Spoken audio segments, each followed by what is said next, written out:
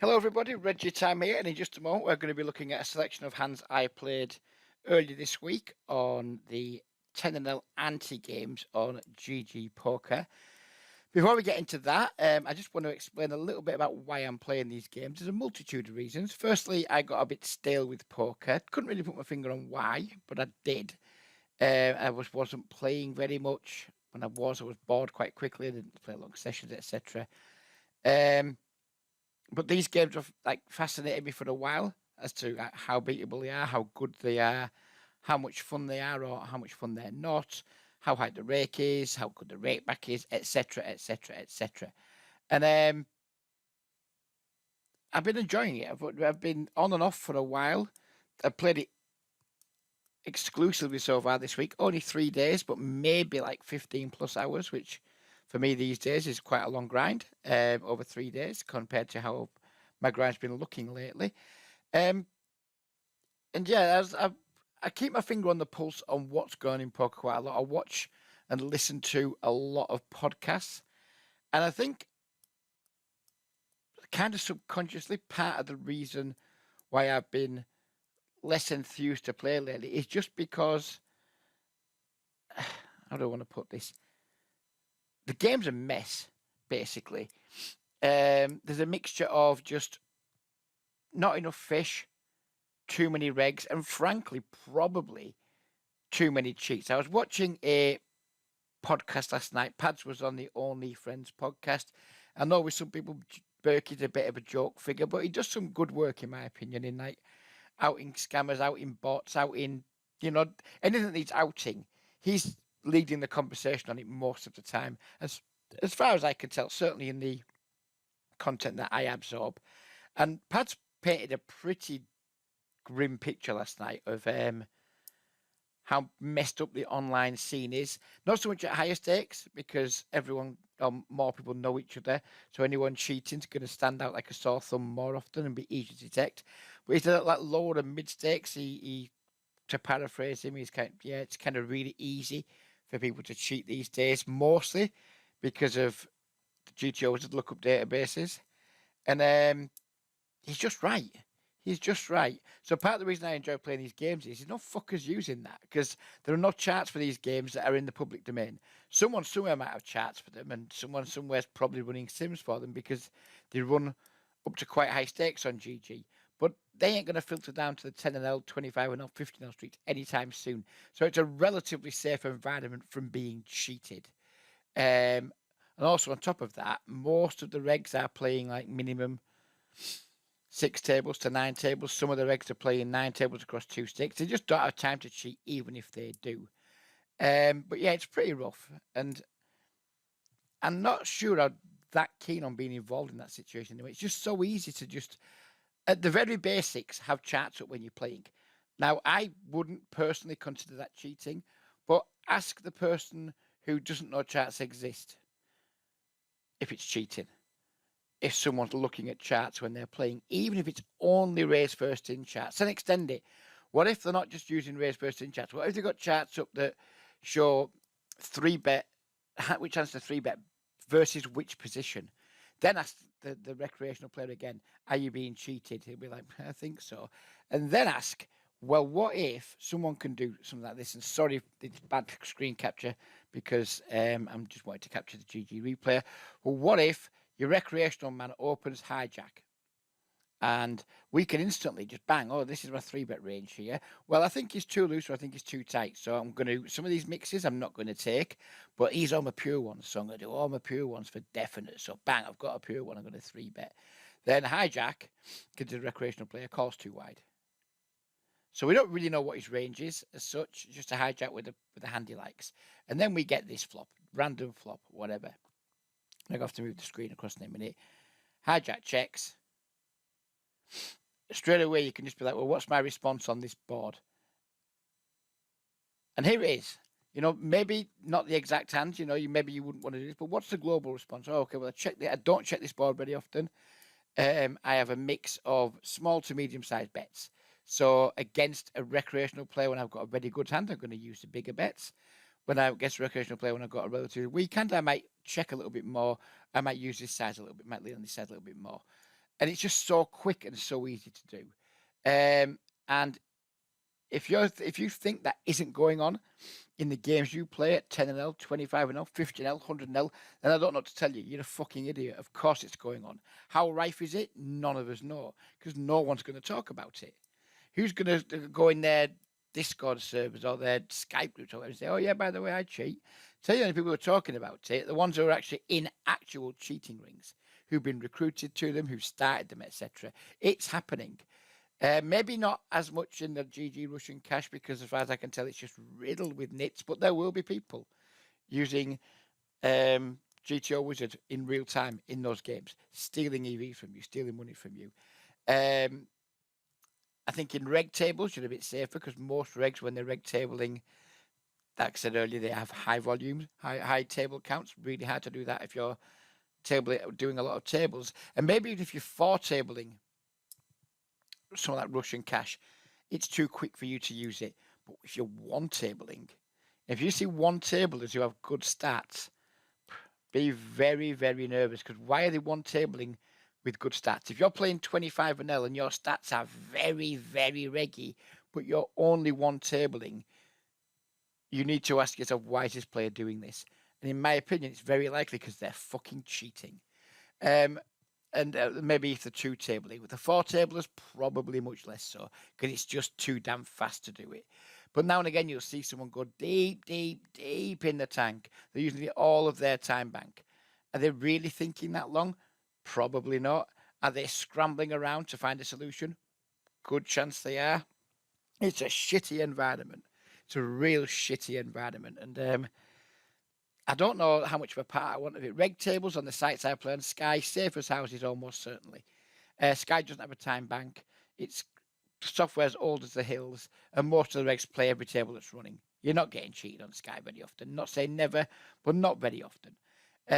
On the iPoker skin I play on as its own player pool, maybe a little bit on there, but not loads. You go into the main iPoker skin, where there's infinite tables running and a whole cluster of players, all with incredibly similar stats.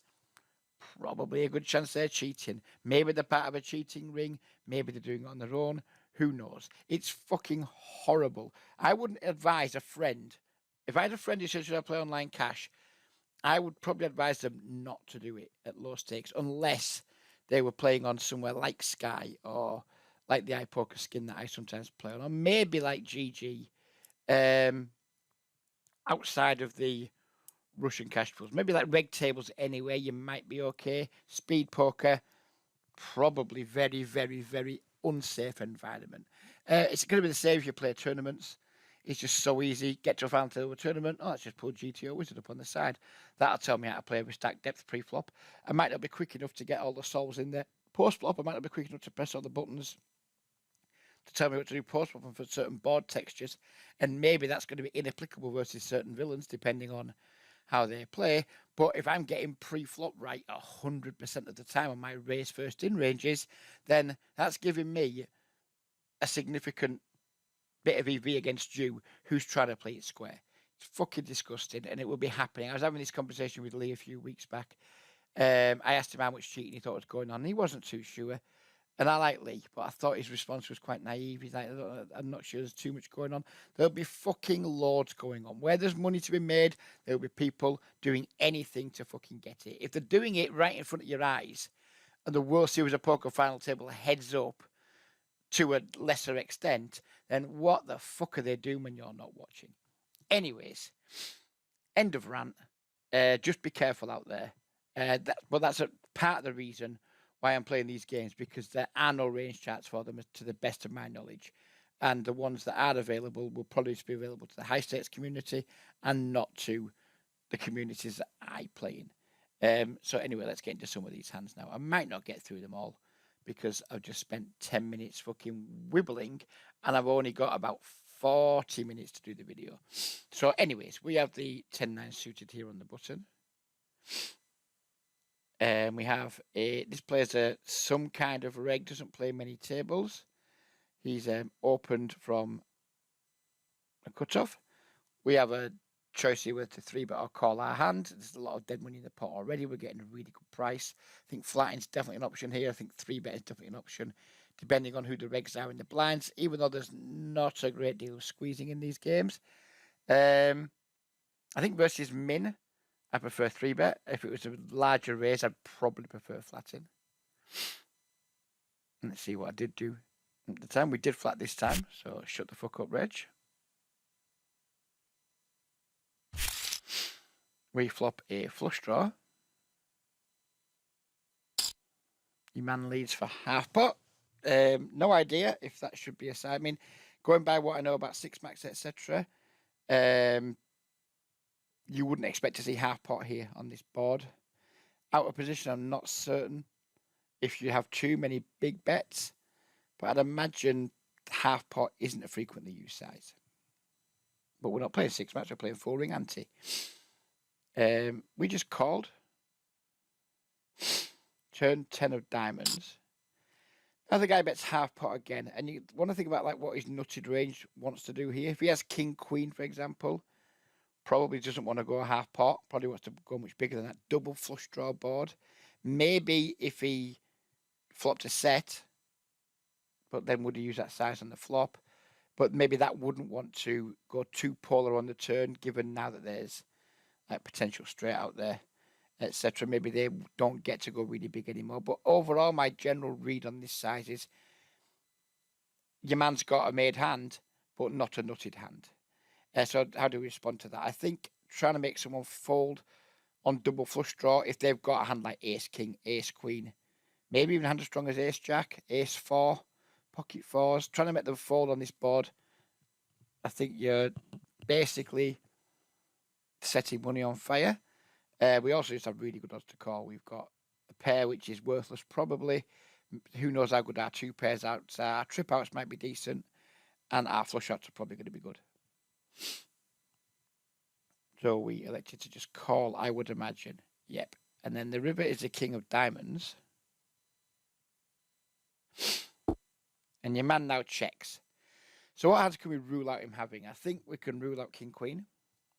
I think we can rule out flushes. So his range now is going to be maybe some sets that he's just played a bit weird. Loads and loads of two pairs. I think straights probably still bet, but maybe bet the size he's been betting. So I think the guy's pretty much capped at sets, maybe even just two pairs, etc. And our hand just isn't going to show down very well at all. So I think we have a pretty mandatory bluff here, given the line villain's taken. And then it's just a matter about what size and what hand are we trying to rep. And I think what would my worst value bet here? I would definitely bet a queen if I had a hand like queen jack, queen 10, king queen. I probably would have raised a turn. What other queen X might I have? Ace queen, no, and 3-betting that pre. So I don't have loads of straights. I have some flushes for certain.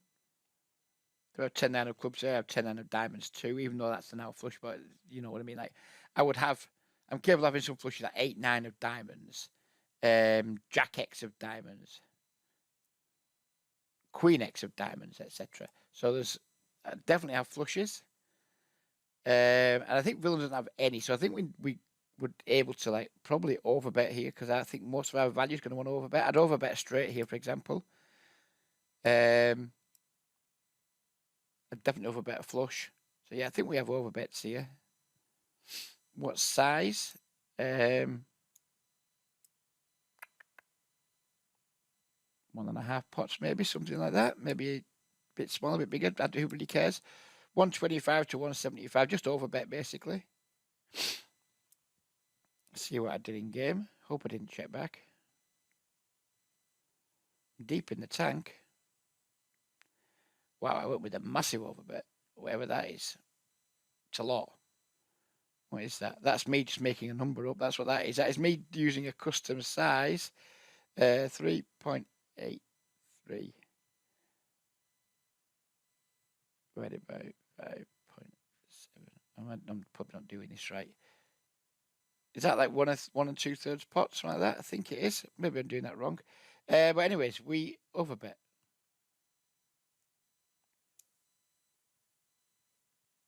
And your man got out of the way. So happy days, we won that one. Here we pick up the sixes. We get a player opening for 3x. We just flat. We get squeezed by an aggressive reg on the button. Call. We just have a super trivial call again. Just good on the set mine. 100 bigs deep. This is way less attractive. 200 bigs deep, multi-way. These are a license to print money when you flop a set. I just think doing anything other than... I think 3-betting this hand pre is a torch. I think flattening it pre in an anti-game is bad. So you just flat and then guess we just flat again and see some flops.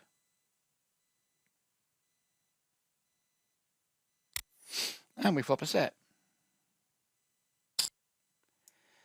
Your man c-bets for around 1/3 pot. Seems pretty normal. We're obviously not going to raise. We could easily be up against aces, jacks, flushes, etc. Not from this guy, but this guy can definitely have ace in range. This guy can definitely have jacks in range. Everyone can have flushes in range. We've got bottom set. We're not in a rush to play a big one on this particular board. We call. Pre-flop raiser now pops it up. And then this guy pops it up again. And so how'd you like your set of sixes now, Reggie? You fat fuck. I'll be honest. I didn't like them. I folded very quickly, if I recall correctly. Oh, no, I didn't fold it. I thought I'd folded quite quickly. Clearly, I'm in the tank. Don't know why. It's the most trivial fold in the history of trivial folds. And then this guy's just massively overplayed ace queen, and this guy, of course, has the nuts.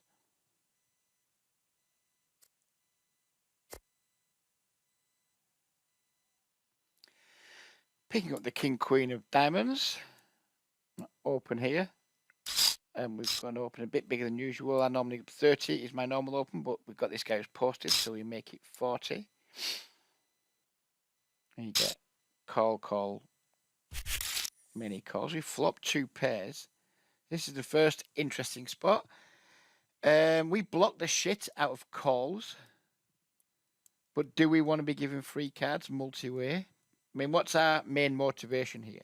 Is it to deny equity? Is it to build a pot with a good hand, but to build a pot against what? Is it to check, allow someone to stab a bit too merged and try and raise, try and get the pot heads up that way? I don't know, to be honest with you. I only played this hand not that long ago, but I don't remember what I did. But I think I probably bet. And my instincts are bet small, but I think just betting bigger, multi-way with top 2 in these games might be the thing. None of these players are good regulars. None of them have got the max buy-in. I think just going 2/3 pot, 75% pot might be the play here. Not worry about trying to get calls from pocket 8s, pocket 9s, etc. and target more the types of hands like 10 jack, ace jack, the hands that can't fold. Hands like king X, hands like ace queen, jack queen. So I just go big and don't worry about bottom of range that might cause smaller bets. But let's see what I actually did in real time.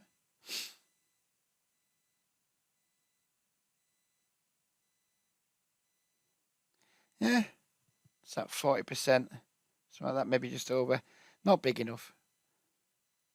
Very custom size I've chose there. Get called. Turn 3 of clubs, complete brick. I think we have 2 options here. We either have just bet big, really big. Try and set up stacks for a river shove. If we pot it here, then pot it river, we're going to be all in. Or check, hope your man merges too hard, and then try and get a check raise and get the money this street. It's one of the two, I think. I don't want to see him instead using another shitty small size here. I think we need to go really big in order to jam rivers, or check with the intention of check raising. Do go with check. Your man does bet. So what should our raise size be here? 581 in the pot. We're going to put another $2 in. 781. There's only 10 behind. I mean, it's a bit of an overbet, but I think just all in with the size here.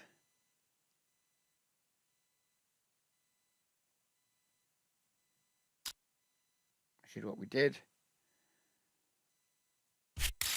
And he folded. So the reason I will have tagged that hand, I don't plan on tagging hands and reviewing them every day. It's just for me to look back at the end of the day or the start of the day to like try and notice any things I'm doing wrong at game speed or things I don't like at game speed. The reason I would have tagged that one probably is more to do with flop strategy than turn or river than turn strategy.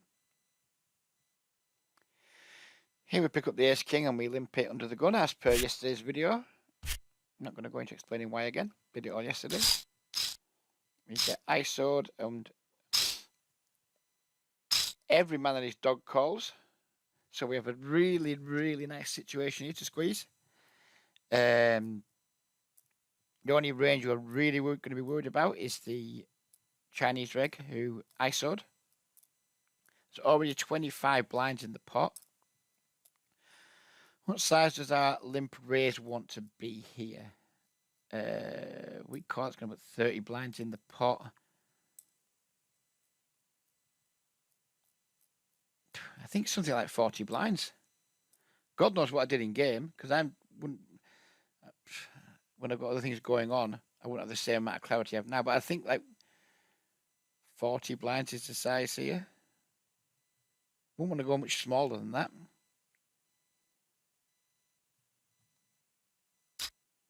34.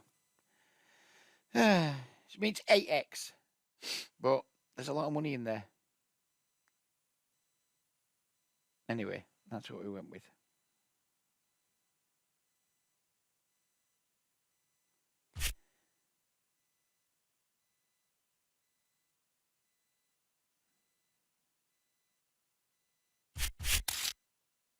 That's not the flop we wanted to see.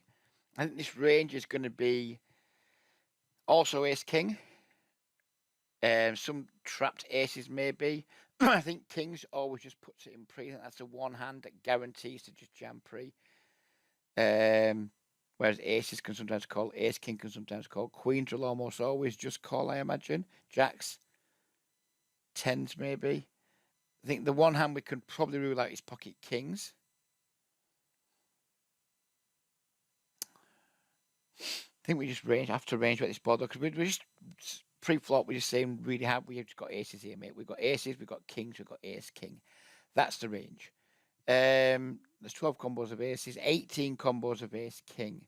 So if we just see that range here, we are slightly overdoing it in terms of like more bluffs and value. And when we're using a small size, it's not really the situation we want to put ourselves in. But I still think just that range betting here is going to be a good play. We can just get immediate folds from hands that have got equity against us. We've only got ace high. Even if he's just decided to take a stand with a hand like 10 jack suited or pocket 10, something like that, we can start putting immediate pressure. Even though I wouldn't expect pocket 10s to fold immediately, given I've seen what I've been called down with in these games when I've had the aces and kings in these spots, maybe expecting an overpair to fold to a range bet's a bit much. Just having hands like ace queen suited just fold isn't the worst thing in the world. They've got a little bit of equity against us. I think just range betting, like $2, something like that, $2.50.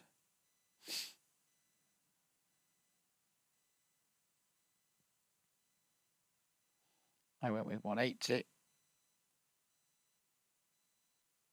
Your man calls. I think. What would I do with like aces, kings here? I think kings I would definitely bet again. Because they need more protection. Aces, I could see myself sometimes check shoving aces here, allowing this player, if he has got like queens or jacks, to then think I want to protect my hand and put a bet in and then just get jammed on. So is my checking range going to be protected enough? Would I have queens here? Yes, I would, given all the pre-flop action. I sometimes limp call queens, sometimes limp raise them. I think given all the pre-flop action, I wouldn't have called in this instance. So I can have queens here that can also limp jam. Jacks I wouldn't have because I would just call them pre. So is my checking range protected enough where I can just check here? I think it probably is. Sorry, I started talking then, and I don't know when I pause the video. Basically, I'm a fucking idiot. I think my range is what I was saying, because I don't know how much has been caught in the video or not. What I was saying was I think my range is protected enough here with like aces and queens that I can get away with checking this hand here and not worry about being bluffed, because I think it's probably going to be an underbluff spot. It's going to be like very mergy when they bet and significantly underbluffed in my opinion.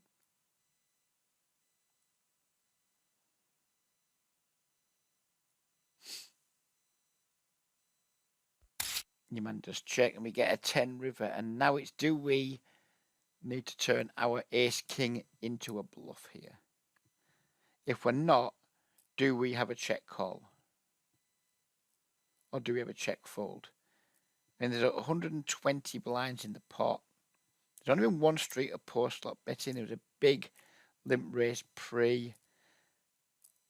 And I'm at stone bottom of range here. I actually think I should bluff, because I'm literally stone bottom of range. It's fine thinking, oh, I've got showdown value with my ace king, but I don't have a worse hand than this. I literally have 0 worst hands. This is absolute bottom of range. So I think I should bluff. And if I got to this river with aces and queens, what size would I go now? I think I'd just go all in. Try and get heroed by like, no, I don't know. 10 on the river. I'm about to say try and get heroed by like jacks, 10s, queens as well. But when we got queens, that's harder. Maybe I go all in with aces, and maybe I don't go all in with queens. But I think we have a mandatory bluff here.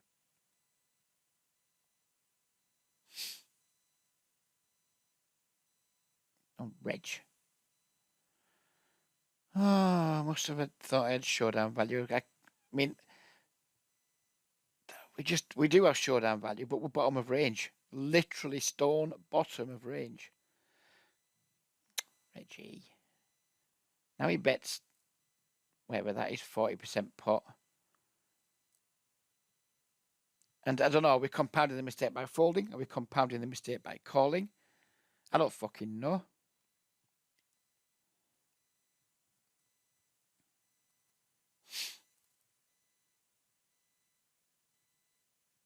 I'm deep in the tank. And I folded. And I think probably unbalanced folding is probably just a bit better than call. Because I think, again, this is going to be underbluffed and very merged. I think by now, even a hand like Jack 10 has an easy bet. Jacks, queens. Yeah. Probably just about 4. But when you bet that small, he doesn't need to be bluffing much. Ace, queen. Doesn't need to have too many bluffs in range. Problem is when we limp raise pre, like what ace highs does he get here with? King, like hands like king, queen suited maybe. Maybe he just has a few too many bluffs available and maybe not enough value. Don't know. Tough. We have the king jack suited. We have a limp. We should have an ISO here. I think it should have gone bigger given this guy's posted. I can't have noticed that at the time. Because I think this ISO should be up to 6x given there's 2 bits of potentially dead money in there.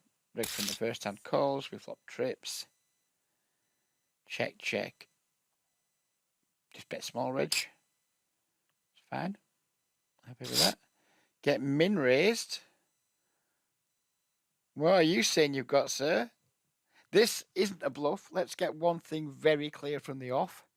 This is not a bluff. The check min raise is not the bluff. It could be a weak hand, trying to find out where it's at. It could be like a pocket 10s or a queen X or king 10. Man, what king 10s are fucking left? King 10 of clubs? King jack of clubs? Not much king left, is there? There ain't much fucking king X left. Oh, God knows. When we could click, let's see what this guy does first. So we could click here, smallish. I mean, we've got the virtual nuts. What does he? Does he king queen? Would he do this? Probably, but there's not many combos of that. Pocket queens probably doesn't have it pre. Maybe they do, but probably not. So we've just basically got the nuts. Could we click here to, like, I don't know, $2.50?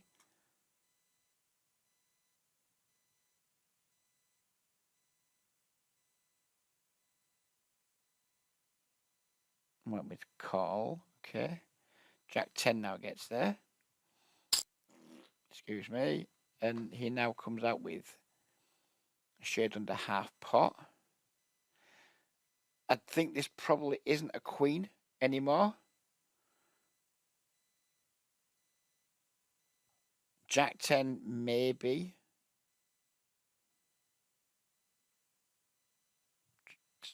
Is it just another king more often now? I think, like, queen check raising, find out where it's at, then bet in turn doesn't make sense. So I think this funnels him more down to having a king as well. Jack 10 maybe. And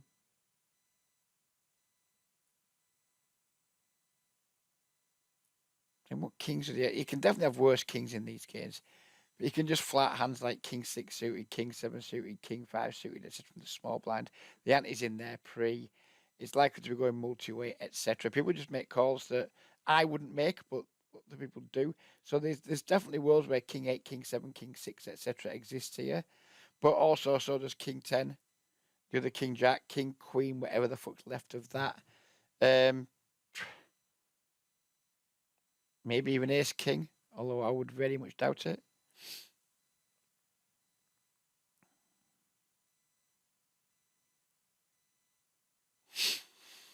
Go with call, and then river puts the flush out there. And now your man checks.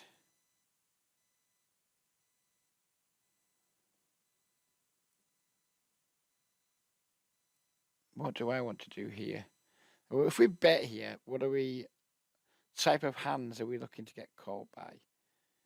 We don't think Queen X exists. Like, King Queen beats us. King Jack chops with us. We beat King 10. We don't beat King 9. We beat King 8. We don't beat King 7. It's getting quite thin, even though we've got trips. Feels like it's getting thin.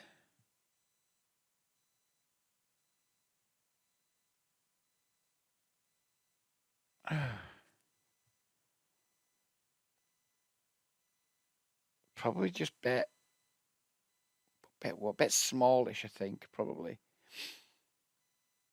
Just to give him room to call with his worst King X. Maybe if he does somehow get it with Queen X, give him room to call with that. I know we're not meant to reopen for small in position, but I think whether I'd find the reopen for small in game or not, who knows? But I think reopen for small here's the play. We're never getting check raise bluffed. We're never getting check raise with worse value. Yeah, I think reopen for like 250, something like that. Might be the play.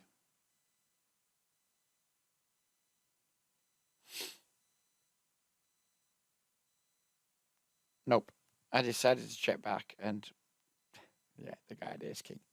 Nice hand, Squire. Here we are now with 2 10s.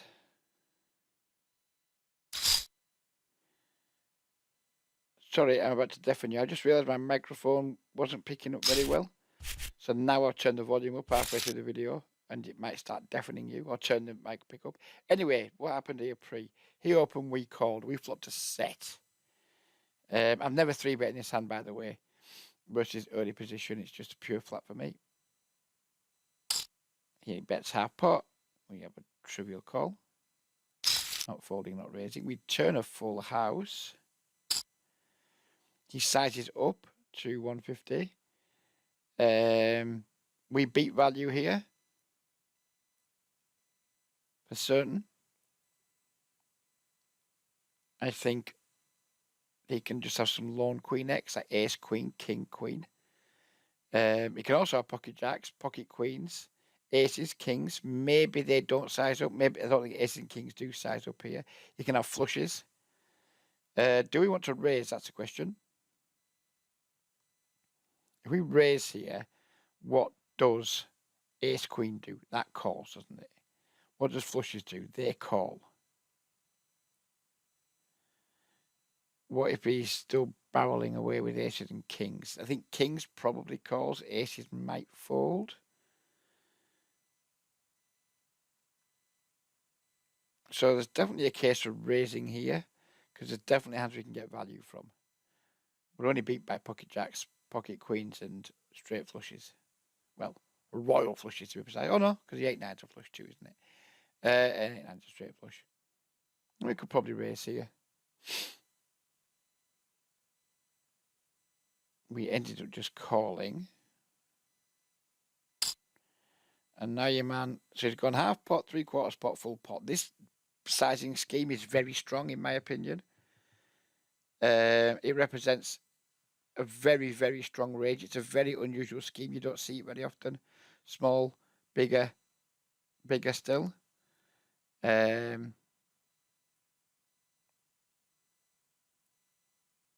Is it too thin to raise now? Is it too thin to raise now? Versus a pot size bet. If it bets smaller, we have an easy raise. Versus pot is saying he's got jacks, queens, jack, queen. How many flushes does he have that play like this? I don't think a long queen X just doesn't pot the river. I don't think. So he's saying he has flushes. Minimum flush. How many flushes does he have? Not many, because he's raised early position. So he basically has royal flushes, nut flushes, maybe some king high flushes. But I don't think king high flushes would pot it. I know what I'm going to do. I'm just going to end up calling. I don't know if there's any merit to raising. And he had the straight. And does he call that river? Maybe, because the club's missed. Maybe he just cry calls it off. We'll never know. We have jacks. This player was a whale, as you can see, 62 VPIP. We are going to 3-bet. He calls. We flop top set. This one's probably not going to be particularly interesting. Just how do we get all the money in against a whale? Had to bet quarter. He raises. I think my instinct here is just call and let them bluff. But we've been raised in a 3-bet pot by a fish.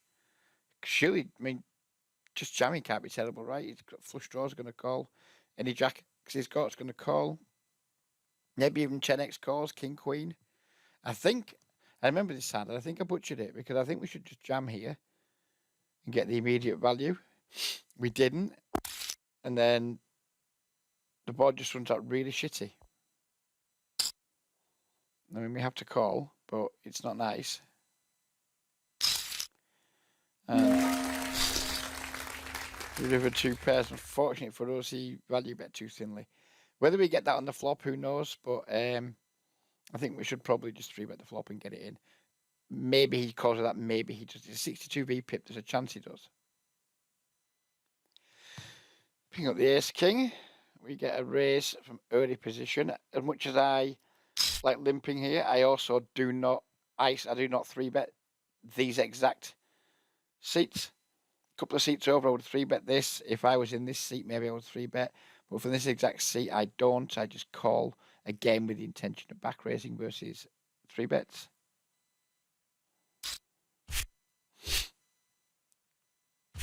We get the 3-bet. And now we get a pretty nice situation, because this guy just capped the fuck out of his range. And this guy is a 50 VPIP. So we've got a very nice spot. It's just a question of size. And I think 40 minimum. 3 in the pot. When I put my call in, that's 4. No, that's going to be too small.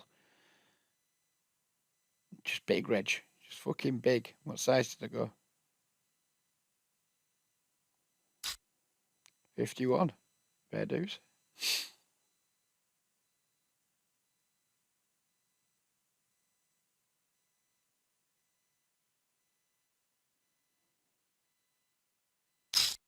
Call. Fold. What the fuck do we do now? We've limp raised 50 big blinds.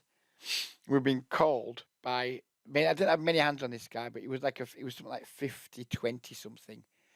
3-bet stat was irrelevant because of how few hands we had. This isn't the type of profile that I typically want to range bet against. We've got SPR 1.2. Is there any merit to just fucking shutting your eyes and ripping here? Just put max pressure on. There's no merit whatsoever as a small bet. I think we're check or all in. And does it matter here if when I've got aces, I go $3, and when I've got ace king, I go $15? Is that going to matter against a 50 VPIP? I'm not remotely fucking concerned about being balanced against them. Not remotely concerned. Maybe we just think about ripping kings, ripping queens. I might play this way. Ripping ace king. And then not ripping aces. Fuck knows. Anyway, remember this pot. I think it just ends up checking all the way to the river. Watch now. It won't check all the way to the river. I won't remember it. I'll lose the pot, but that way. And I don't think I put any more money in.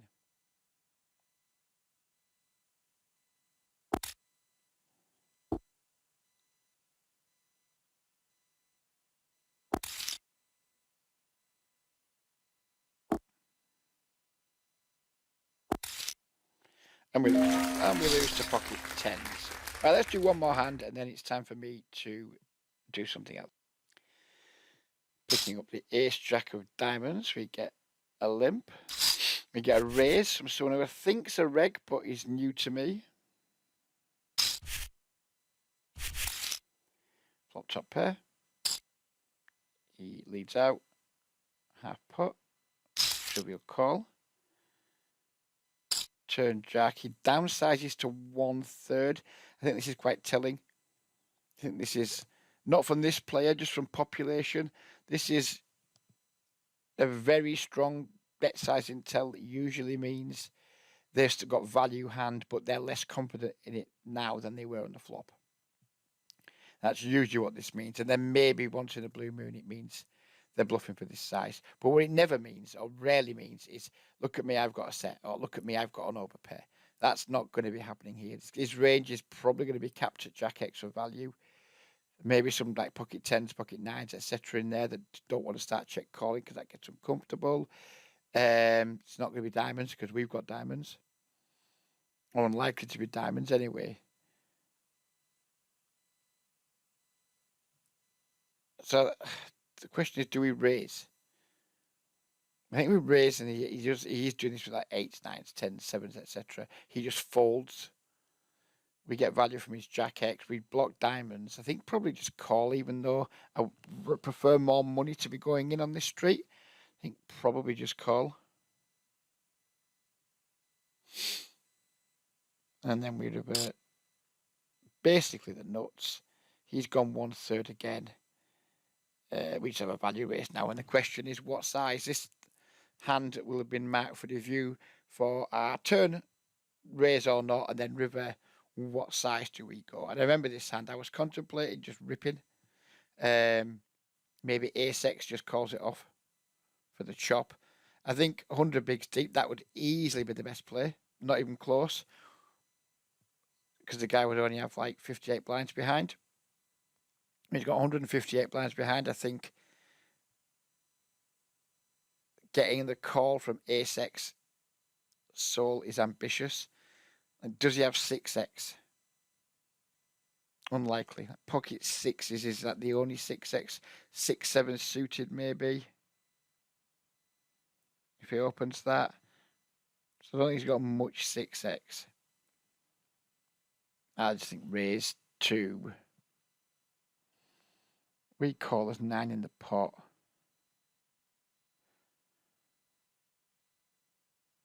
Something like $6, something like that, maybe $6 or $7.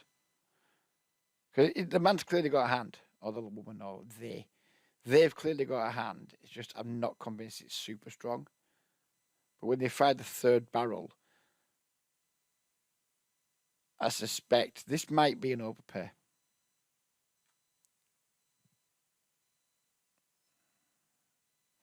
What side should I go in the end?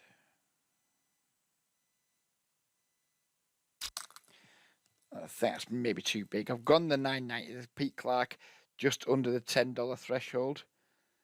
Whereas a bluffing here, I might have gone bigger. But because we want the call, I've gone $9.90 rather than $10. Whatever. I think it's still too big. I think we should have gone something like $6.90.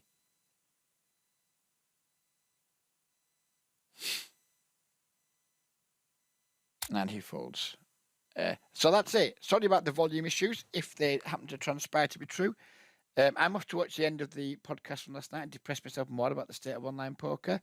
We'll see you whenever I do the next video. Bye-bye for now.